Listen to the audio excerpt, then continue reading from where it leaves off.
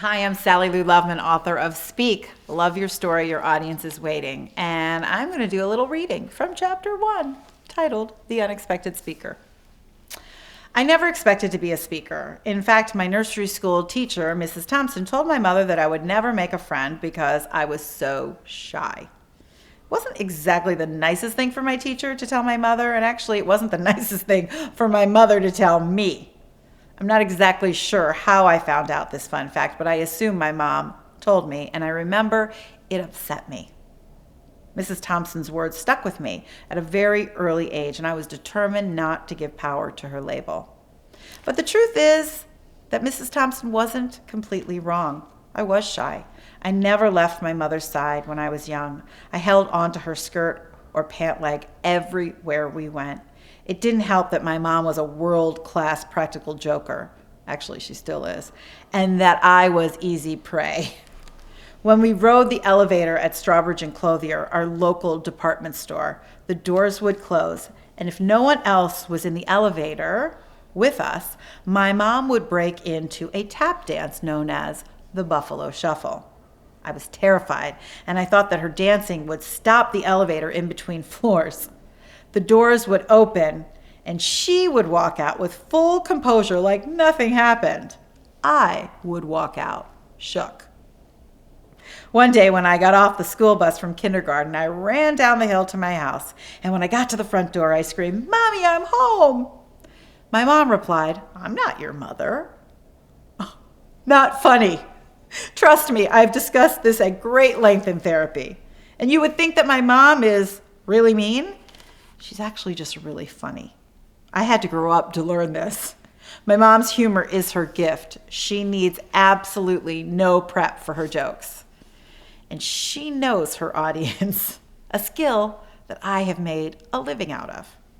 Luckily, I was able to move on to the first grade without too much trauma, and I ended up graduating from high school with a homecoming queen title.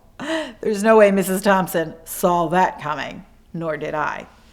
But I struggled in first grade, and I was scared of everything, especially Miss Baker. I couldn't be in the cafeteria when Miss Baker was lunch lady. She would come over to every student's seat to make sure that we had finished our lunches. We even had to tilt our milk cartons over to prove that we'd finished our milk. What made the whole thing worse and more terrifying was that she used a microphone to announce our names if we hadn't finished. I wanted no part of this. My mother called the principal's office and asked for Miss Baker's schedule. And on Miss Baker's days, my mom made me half a sandwich instead of a whole sandwich because my mom isn't mean. She's funny. But that wasn't enough. Just the sight of Miss Baker would make me lose my appetite. So I asked my first grade teacher, Miss Brown, if I could stay in the classroom for lunch when Miss Baker was on duty, which meant I would miss recess too.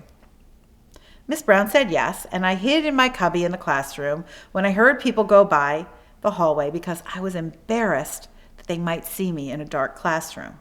But there was no way I was going to risk Miss Baker coming over to me with her microphone to ask me if I had finished my lunch and my milk. Funny how I love a microphone now and have no problem finishing my breakfast, lunch, or dinner, and I always have room for dessert. Around the same time when I was scared of everything, I promised my mom that I would never leave her and I would live with her forever. Well, we all make stupid promises, and I definitely broke mine when I grew up and moved to Chicago right after college for a television job at the PBS station, WTTW. That was the same year Oprah Winfrey moved to Chicago to host a local morning show called AM Chicago. 2 years later, Oprah took her local show national and launched The Oprah Winfrey Show.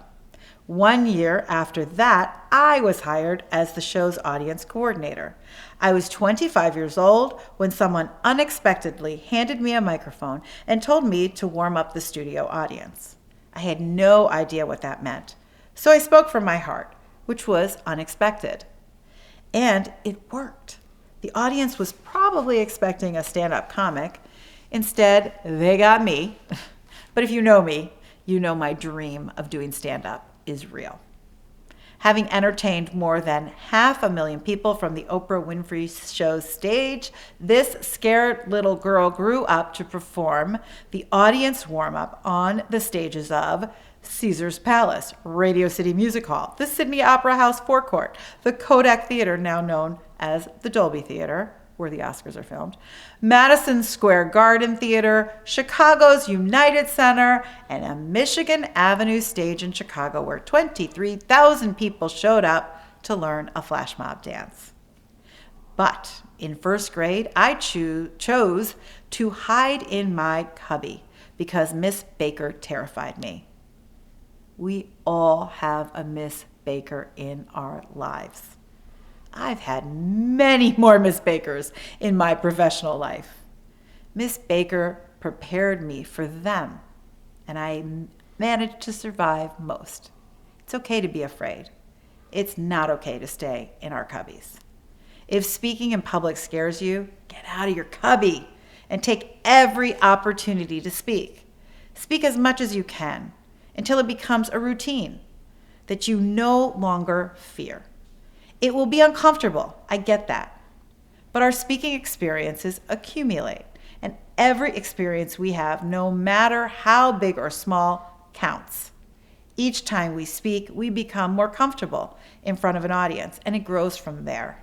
As the audience producer for the Oprah Winfrey Show, I was never nervous to perform the audience warm-up because I was so caught up in my purpose, which was seating the audience, that it never dawned on me to be scared. Connecting with people, getting the audience into the studio safely, and seating them quickly so that we could start on time when rehearsals ran long, and meeting every challenge we faced along the way kept me from being too scared to speak to the audience. I was so focused on the business of making hundreds, sometimes thousands of people happy that I forgot I would be speaking on stage in front of them. That business of making people happy gave me an opportunity to make friends with the audience, and we are never scared to speak to our friends. My friendship with the audience made me a better speaker, and I realized that others could benefit from my discovery. Speak. Love your story. Your audience is waiting.